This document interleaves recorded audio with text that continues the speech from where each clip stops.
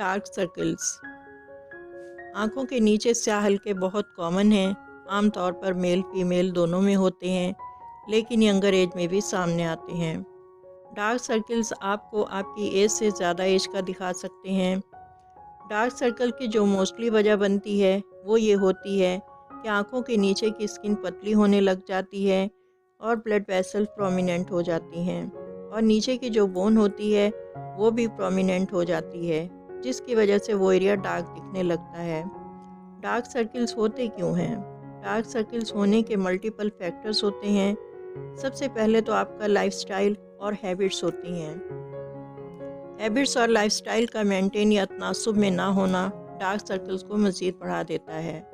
بہت زیادہ سونا یا نیند کا پورا نہ ہونا، پانی کی کمی، اسکن کی الرجیز، یا کچھ لوگوں کو آنکھوں کو رب کرنے کی بھی عادت ہوتی ہے۔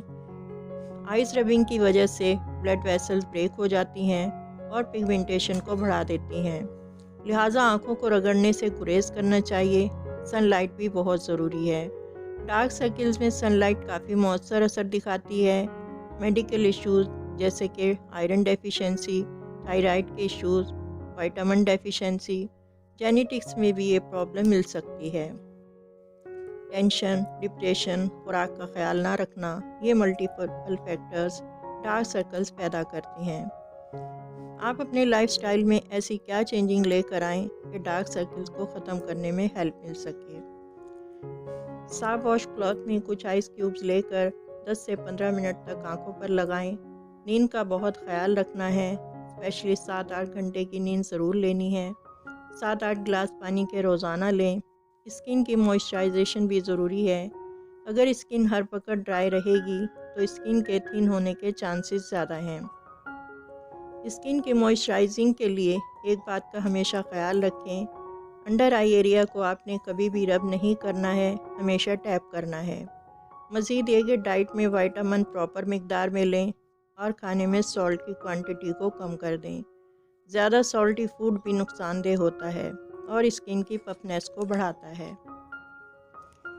اس مسئلے کو دور کرنے کے لیے اکثر خواتین میک اپ کا یوز کرتی ہیں، لیکن اس بات کا بھی خیال رکھیں کہ وہ پروڈکٹس آپ کی اسکن پہ الرجی یا انفیکشن کوز نہ کر رہی ہو، اور سونے سے پہلے میک اپ کو ضرور ریموو کر دیں، اور ایسے کام ایک ٹائم پیریڈ کے لیے ہی کرنے چاہیے جن میں آئز کا زیادہ استعمال ہو رہا ہو، مثلا لیپ ٹاپ، کمپیوٹر، موبائل یا کم روشنی میں پڑھائی کرنا۔